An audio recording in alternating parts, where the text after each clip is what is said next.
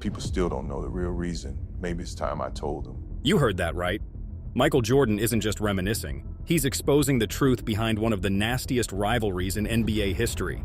And today, I'm unpacking the full story of why MJ never liked Isiah Thomas. From the brutal playoff wars that left Jordan battered on the floor, to the infamous walk-off that froze their relationship forever, to the dream team snub that still haunts Thomas to this day. And if you think this was just about hard fouls, wait till you see how Jordan used his power to shut Thomas out of one of the biggest opportunities of his life. Trust me, this goes way deeper than you think. If you really want to understand why Michael Jordan never liked Thomas, you can't start with handshakes or dream team drama. Nah, you start with violence. You have to go back to the late 80s playoffs. Jordan was flying down the lane, about to do one of those hang-in-the-air finishes that made him, well, Jordan. And then, bam. Bill Laimbeer throws his shoulder into Jordan's chest like he was tackling him in the NFL. Jordan hit the floor hard. The crowd gasped. But Detroit's bench, oh, they were loving it. But you gotta understand that this wasn't random. This was what they called the Jordan rules. As soon as he steps in the paint, hit him. Oh yeah. Detroit had an actual defensive manual for one guy, and the instructions were simple. Hit him again, and if he gets up, hit him harder. In fact, former Pistons assistant Brendan Malone admitted it years later. Well, that's the Jordan rules, and it was that simple. What happens when he doesn't make it this time? That's when Laimbeer and Mahorn would go up and knock him down to the ground. They weren't trying to just guard Jordan. They wanted to break him mentally, physically, spiritually, whatever it took. And here's where Thomas comes in. Thomas wasn't just some bystander while his enforcers went wild. He was the face of that Pistons squad, that scrappy hometown kid from Chicago who turned into the general of the bad boys. To him, those hits weren't dirty, they were strategy. Oh, don't take my word for it. Just check this out. And you as a defender, your job is to take away his right hand. Oh yeah, take out his right hand. It was that bad. Now, contrast that with MJ. Jordan was the rising superstar, the NBA's golden ticket after Magic and Bird. His whole game was built on style and dominance, and he was always out to embarrass you, then dunk on your center for good measure. So imagine how he felt when every trip to the rim turned into a wrestling match. So basically, the league was hyping Jordan as the future. Detroit was treating him like a crash test dummy, and standing in the middle of it all was Thomas, the guy smiling as his teammates dropped elbows. That's where the resentment started to boil, because this wasn't just about fouls, it was about who was on top. Jordan saw himself as the chosen heir to the NBA throne, the guy who was going to take basketball global, while Thomas saw himself as the overlooked underdog who had already built something with Detroit, only to have the league spotlight stolen by this new, flashy player. And year after year, those playoff battles became the real test because what came next wasn't just basketball, it was war. This war stretched across years, and it became the defining obstacle of Michael Jordan's rise. How would you describe the way you felt then and feel now about having been the bad boys? The Pistons had already carved out their identity by the late 80s. They weren't just the bad boys because it sounded cool. They earned it every night with elbows, shoves, and a level of intimidation that made opponents think twice about stepping in the lane. And no one absorbed more punishment than Michael Jordan. Go back to 1988, when Chicago and Detroit meet in the Eastern Conference semifinals. That night, Jordan was putting up some crazy numbers. I mean, this dude was averaging 36.3 points, 7 rebounds, and 4.7 assists across that series. But immediately they got a whiff of what was going on. Detroit's defense swarmed him. Hit him till we can stop him, remember? They were not joking about that. In fact, in this interview, Dennis Rodman later admitted it. Every time you go to the fucking basket, put him on the ground. When he comes to the basket, he ain't gonna dunk. We're gonna hit you, and you're gonna be on the ground. Jordan is still there. We tried to physically hurt Michael. By 1989, this thing had crossed the line from competition to pure hostility. Chicago wasn't the same upstart squad anymore. Jordan had Scottie Pippen growing into a star, Horace Grant adding muscle inside, and the Bulls finally looked ready to snatch the East away from Detroit.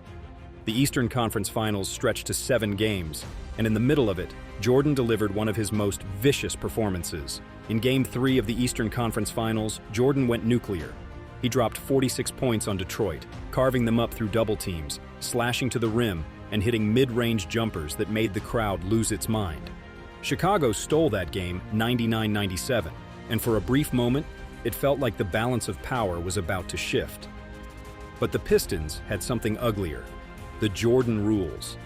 That 1989 series turned into a war zone, with Jordan flying into the lane, Laimbeer waiting like a bouncer with a forearm, and Rodman grabbing him out of the air.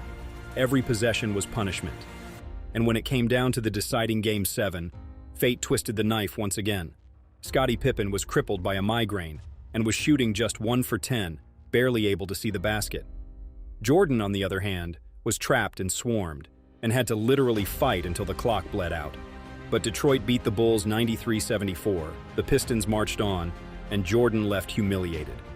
Oh, and if you're thinking, at this point, Detroit should have felt sympathy, think again.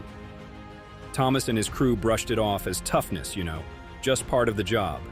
To them, Chicago wasn't unlucky, they were soft. Then came 1990, another Eastern Conference Finals, another shot at revenge. By now, Jordan wasn't hiding his disgust, but the Pistons didn't flinch.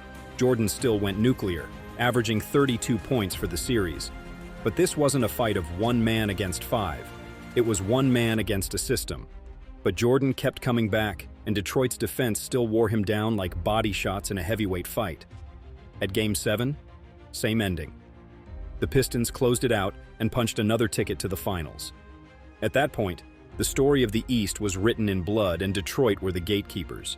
And to make it worse, by that time, the Celtics dynasty was fading, the Lakers were aging, and the Pistons had claimed the throne by dragging opponents through the mud. And everyone, Jordan included, understood the price of admission. So by the time 1991 rolled around, this wasn't just another rematch. It was the fourth act of a grudge match fueled by pain, humiliation, and payback. And sit tight, because now this story's about to get crazy. You see, when Chicago finally flipped the script, Detroit didn't just lose, they embarrassed themselves. By 1991, the Bulls weren't just knocking on the door, they kicked it down, and Chicago didn't just beat the Pistons in the Eastern Conference Finals, they swept them. 4 games straight. No more migraines, no more excuses, and no more Jordan rules. This time, it was the Bulls who were physical, relentless, and hungry. And the Pistons? They looked old, tired, and out of answers. Game after game, Jordan carved them up. He averaged nearly 30 a night, but it wasn't just the scoring, it was the control. Every time Detroit tried to rough him up, he bounced back. Every time they tried to collapse on him, he found Pippen or Grant cutting to the basket. By the time Game 4 hit, the Pistons weren't just losing, they were broken. And then came the moment. Well, I think the crowd is cheering here for the Bulls right now, and the Pistons as they leave the court. I don't think they're cheering for the Bulls, but I think the greeting is for the Pistons as they are headed off. With seconds still on the clock, Thomas stood up from the bench, gave a quick nod, and led his teammates straight off the court. No handshakes, no congratulations, and no eye contact. Just a silent retreat to the locker room. Bill Laimbeer followed right behind him. Dennis Rodman, too. The whole crew ghosted the Bulls in their biggest win yet. Oh, and if you thought beating the Pistons was the peak, think again, because this was the moment everything boiled over. Because Jordan didn't just see bad sportsmanship, he saw betrayal. And if you know Jordan, you know what that could do to his ego. He shook my hand when he won, but when I did the sweeping, he disappeared like a coward. Now, rivalries are supposed to be ugly, but this was different. Walking off without shaking hands was the ultimate sign of disrespect in basketball, and in sports as a whole, and everyone in that arena knew it. The cameras caught Jordan's reaction right away. He looked stunned at first, then you could see the anger simmering. The Pistons had spent 3 years beating him down, and now that he finally conquered them, they couldn't give him the basic respect of a handshake. Years later, in The Last Dance, Jordan still wasn't over it. You could see it in his face when the footage rolled. He flat out called Thomas an asshole on camera. Yeah, you can show me anything you want. There's no way you can convince me he wasn't an asshole. And this was not in 1991, not in the heat of the moment, but in 2020, almost 3 decades later. That's how deep the scar went. And here's the thing. Thomas tried to spin it afterward, saying the Celtics had walked off on Detroit years before, so it wasn't that big of a deal. It was okay when Larry Bird exited. We never looked back and said, oh, they were poor sports, they were bad champions. We were actually grateful of the lessons that they had taught us along the way in terms of how to win. But let's be real, this wasn't tradition, this was bitterness. That single gesture froze their relationship in place. Jordan would go on to win titles, global fame, and the throne of basketball. But when it came to Thomas, the respect was gone forever. No matter how many times they crossed paths later, the walk-off was always there, sitting in the middle like an open wound. And if that handshake snub seemed petty, wait till you hear what happened with the Dream Team. Because in 1992, the United States put together what's still considered the greatest basketball squad ever, the Dream Team. It had Michael Jordan, Magic Johnson, Larry Bird, Charles Barkley, Karl Malone, John Stockton, and Patrick Ewing. It was basically basketball's version of the Avengers. They didn't just win gold in Barcelona, they turned basketball into a global phenomenon. Every kid outside the US who fell in love with the NBA in the 90s probably started with that team. Now here's where it gets messy. On paper, there was one name that should have been a lock: Thomas. Come on, the man had 2 rings, multiple All-Star selections, and was a Finals MVP. Plus, he was the leader of the only team that had knocked Jordan off the throne in his prime. By his resume alone, he deserved to be there as much as anyone. But when the final roster dropped, Thomas's name was nowhere in sight. To put this in perspective, Stockton made it, Clyde Drexler made it, even Christian Laettner, who was still in college, made it. But Thomas? He was left at home watching from the couch. For years, the rumors were the same.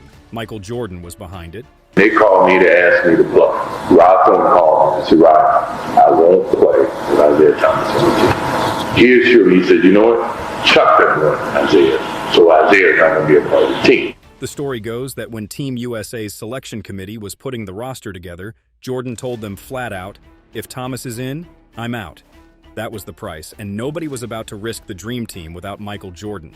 Not when he was the reigning MVP, the finals hero, and the face of basketball worldwide. The politics weren't subtle either.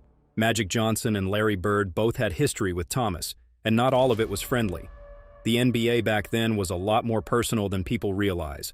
Locker room beefs, grudges, and respect mattered just as much as stats. And while Magic and Bird still made the team despite their issues with Thomas, the combination of Jordan's rising influence and the cold shoulders from other stars made it easy for the committee to leave him off. Think about what that meant. This was the most iconic moment in basketball history, the kind of spotlight that cements a legacy forever. Everyone who put on that jersey in 1992 got to be immortalized in history as part of the Dream Team. Except Thomas. For him, it wasn't just missing out on a tournament, it was being erased from the biggest page in the sports storybook. And the fallout from that followed him for the rest of his career. Every documentary and every highlight reel of the Dream Team rolls without him. And no matter how much he accomplished with the Pistons, the snub left his resume with a permanent gap. Even today, people debate whether Thomas was good enough to be there. And that's the wild part. Nobody questions his talent. The question is always about his relationships, about whether he was too disliked, too toxic, and too hated by the very players he should have stood beside as equals. And that's the real pain point for Thomas. It wasn't that he wasn't great enough, it's that his peers chose to shut him out. For Jordan, the snub was the ultimate revenge. The Pistons had kept him from the finals for 3 years, mocked him, beaten him down, and walked off without shaking his hand. Now he had the power, and he used it in the coldest way possible. And you'd think after all those years, time would cool things down. But decades later, Jordan put it all back in the spotlight. For years, the Bulls and Pistons beef lived mostly in NBA stories. Old heads would bring it up on radio shows, and younger fans barely thought about it. But then, 2020 came, the world was on lockdown, and ESPN dropped The Last Dance. Suddenly, the Jordan and Thomas rivalry was front page again, and it blew up bigger than ever. Because Jordan didn't hold back. Sitting in front of the camera with that glass of whiskey, he said it straight. Oh, I hated him. And yeah, he carries even to this day. He didn't say, we had a tough rivalry, not, it was all respect at the end. Jordan shared pure, unfiltered bitterness decades later. You could feel how much those years still burned him, even with 6 rings on his hand. The documentary also made sure to highlight the Pistons' walk-off, the cheap shots, and the so-called Jordan rules. And since Jordan's the one telling the story, the whole thing tilted his way. To younger fans watching for the first time, it painted Detroit as nothing but villains, like cartoon bad guys standing in the way of his airness. Thomas, of course, wasn't having it. He popped up in interviews during the documentary's run, firing back that the whole thing was Jordan's version of history. He argued that the Pistons played the game the way it was in that era, physical and hard-nosed with no handouts, and that Jordan and the Bulls just couldn't take it until they got stronger. To Thomas, the idea that he was some kind of evil mastermind pulling dirty tricks wasn't just unfair, it was lazy storytelling. But the problem for Thomas was this. In 2020, the court of public opinion didn't belong to sports writers or ex-players anymore. It belonged to social media. And on Twitter, Instagram, and TikTok, the verdict was instant. For a new generation who never actually saw the Pistons play, The Last Dance became the textbook version of events. Jordan was the hero, the Pistons were the goons, and Thomas was the bitter old guy on the wrong side of history. Still, he never folded. Every time he was asked about Jordan's comments, he doubled down. He pointed out how much he accomplished, how the Pistons stopped Bird, Magic, and Jordan in their primes, and how his resume speaks for itself. And while most fans weren't exactly sympathetic, you have to admit, it takes guts to keep pushing your side of the story when the most popular athlete on earth just blasted you on Netflix in front of millions. So what The Last Dance really did was bring the beef back to life, put it in front of a brand new audience, and cement it all over again. Jordan still hated Thomas. Thomas still felt disrespected. And fans? They ate it up like it was a brand new drama. But here's the thing, Thomas still never backed down from his side of the story. After The Last Dance put Jordan's words on blast, Thomas knew he couldn't just stay quiet. He hit every sports show, podcast, and interview he could, trying to set the record straight. And one thing he kept hammering home was that, despite all the drama, he never denied Jordan's greatness. Thomas made it clear he thought MJ was one of the best ever. The respect for his game was there. What he didn't respect was how the story kept getting told with him as the villain. Had we had the opportunity to do it all over again, I think all of us would make a different decision. Now, me, myself personally, I've paid a heavy price for that decision. For Thomas, the deepest cut wasn't even the walk-off or the bad blood during the playoff wars. It was the Dream Team snub, and that one decision haunted him for decades. But here's the thing.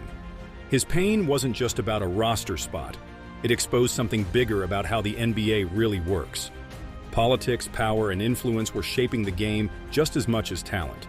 And nobody understood that better than Michael Jordan. Because when you talk about Michael Jordan, it's not just about the buckets, the rings, or the highlight reels. His influence reached way past the hardwood. By the early 90s, Jordan wasn't just a player. He was the face of the NBA. Dare I say, he was the NBA. If Jordan wanted something, chances are it happened. And when you look at Thomas being left off the Dream Team, it's hard not to see that power in play. Basketball isn't always about stats or what's right. It's about perception, politics, and who the league wants to spotlight. And in 1992, the NBA wanted the Jordan era front and center, not a reminder of the bruising Pistons who stood in his way. And in a way, that blueprint has never left. Fast forward to the modern NBA, and you'll see LeBron James pulling similar strings. From who gets traded to who signs to how locker room chemistry is built, stars with power move the chess pieces. Jordan wasn't the first to do it, but he set the tone for how much influence a superstar could wield off the court. So yeah, Thomas's exclusion wasn't just personal beef. It was proof that in the NBA, politics and power matter just as much as performance. And Jordan versus Thomas wasn't the only time beef shaped basketball history, it just happened to be the nastiest. The NBA has always been fueled by beef, and some of them defined entire eras. For example, Kobe and Shaq's drama in the early 2000s wasn't just basketball, it was Hollywood. You had two megastars in LA fighting over touches, spotlight, and respect.